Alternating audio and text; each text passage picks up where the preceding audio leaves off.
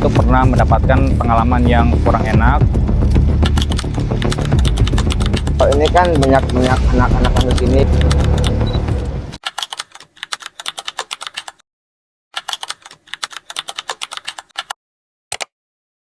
Kalau menurut saya sendiri, Warjo itu warkop semi cafe yang menyediakan makanan-makanan warkop. Cuman dia mempunyai lahan atau tempat yang luas sehingga menyerupai kafe. Sehingga anak muda atau orang dewasa mengunjungi tempat Warjo. Kalau untuk aku sendiri, mungkin karena harganya yang murah dan juga karena buka 24 jam, sehingga untuk aku yang anak kampus gitu, kalau ketika nugas sampai larut malam, biasanya lapar kan. Nah itu paling aku datangnya ke Warjo gitu, buat lanjutin nugas. Kalau menurut aku sendiri nggak ngerasain. Cuman kita nggak boleh ngecap dulu dari Warjonya sendiri. Mungkin karena anaknya yang sebelum ke Warjo makanan-makanan yang di pinggir jalan atau enggak yang kotor gitu, jadi kita nggak boleh mencap dari Warjonya dulu gitu. Paling kalau misalnya kasus itu benar ya, ditingkatkan lagi kebersihannya, lalu mungkin harus cek lagi dari dapurnya, entah bahan makanannya atau enggak kebersihan dari dapurnya gitu. Kalau untuk warga Subang paling kalau misalnya mau datang ke Warjo lagi mah datang aja. Cuman sebelumnya itu harus dicek dulu makan makanan kayak apa. Takutnya nanti malah kena yang ke Warjo lagi. Menurut saya, Warjo itu adalah tempat nongkrong semi cafe ya di Subang, khususnya di Subang Kota.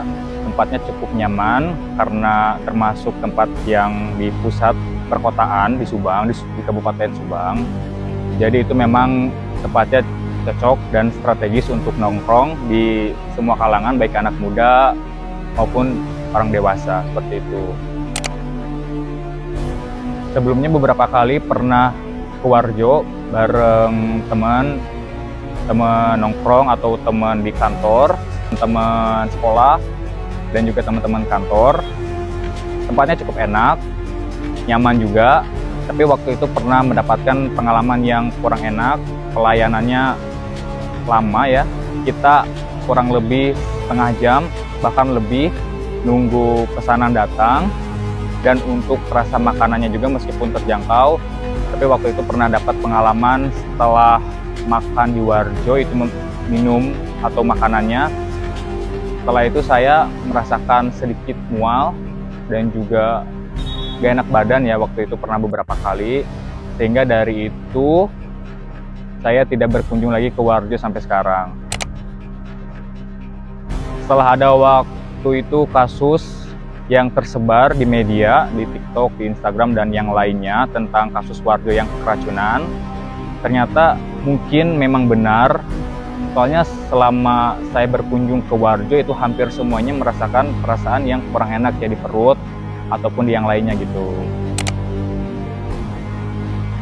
Setelah adanya kasus tersebut, sepertinya memang benar pelayanan atau kualitas makanan di Warjo itu kurang baik atau kurang memenuhi standar. Karena selama saya berkunjung ke Warjo itu, setelah dari Warjo itu selalu merasakan perut yang mual, bahkan sampai diare ya waktu itu. Jadi menurut saya sebagai seorang pengunjung, pihak Warjo harusnya memperhatikan lagi kualitas dan juga kestandaran yang ada di Kabupaten Subang, khususnya yang dari Dinas Kesehatan ya. Mungkin itu mereka kurang memperhatikan kualitas makanan yang di sana, sehingga pada saat itu bikin anak-anak TK, salah satu TK yang ada di Kabupaten Subang itu keracunan. Menurut saya, untuk warga Subang yang ingin berkunjung ke Warjo, seharusnya dicek and recheck lagi ya, diperhatikan lagi kestandaran kualitas makanan di sana, dan nanya juga bagaimana pengalaman orang-orang yang setelah berkunjung dari sana. Soalnya setelah ada kasus dari berita tersebut, sampai saat ini memang saya belum ke Warjo lagi gitu, memilih tempat yang lain. Jadi kan Pak, ini pernah rame tanya Pak. Ya? Untuk kamari teh rame nggak Pak? Kejadian kemarin. Iya, kejadian Itu kemarin. mah dapat kepentingan biasa. Itu sedikit wartawan. Kalau mau keracunan itu duluan. Kalau mau keracunan mah bapak dengan ibu makan tiap hari di sini. Tapi emang gimana sih Pak ceritanya bisa rame gitu? Tahu Bapak teh? Jadi gini, Mm-mm. pas jam 9 yang pulang terawehan biasa ya. Oh puasa? Nah, waktu bulan Oh Bapak puasa kayak gitu? Nah. waktu bulan puasa kan mereka itu pada bukanya sebelum di Warjo. Mungkin sebelumnya udah terjadi. Nah pas ini makan itu jadi emang dapat kepentingan. Bu, emang cerita aslinya kayak gimana sebetulnya Pak? Kan Ya, kalau di pada berita-berita mah kan dapat keracunan. ending. Hmm. Artinya udah begitu kejadian ya itu mengeluarkan itu mudah-mudah ya yang akhirnya ya disorot sama wartawan. Tapi itu muntah-muntahnya mah beneran itu teh Pak? Oh ya iya namanya juga itu mah dongplak lah. Iya Pak. Buat Oh jadi wartawan teh nyuruh ke orang gitu ya? iya dapat jadi. Oh.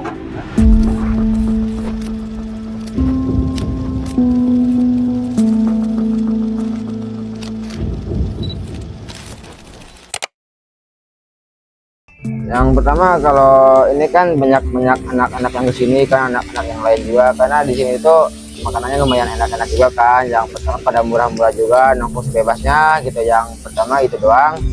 Yang keduanya itu untuk kasus yang kemarin tuh ya kita ngambil yang ipahnya aja lah ya, ambil yang baiknya aja. Mungkin ada orang yang inilah, ada yang itu juga terhadap kita terlalu lama juga kan banyak sempat beberapa waktu itu omset kita buat pas naiknya seperti itu udah gitu terjadilah hal yang tidak kita inginkan sampai kayak bukan Warjo lagi gitu. Makanya kita di sini ya ngambil limanya aja dulu sambil berbaiki lagi yang kitanya juga.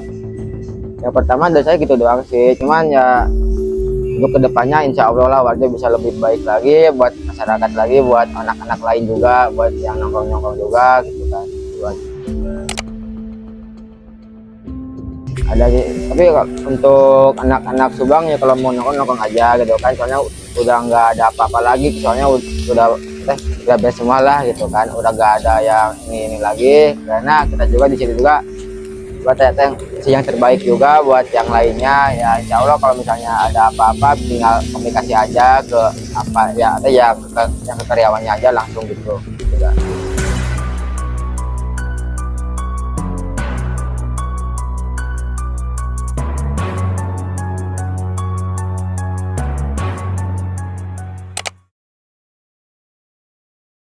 Jadi gini, itu kan katanya.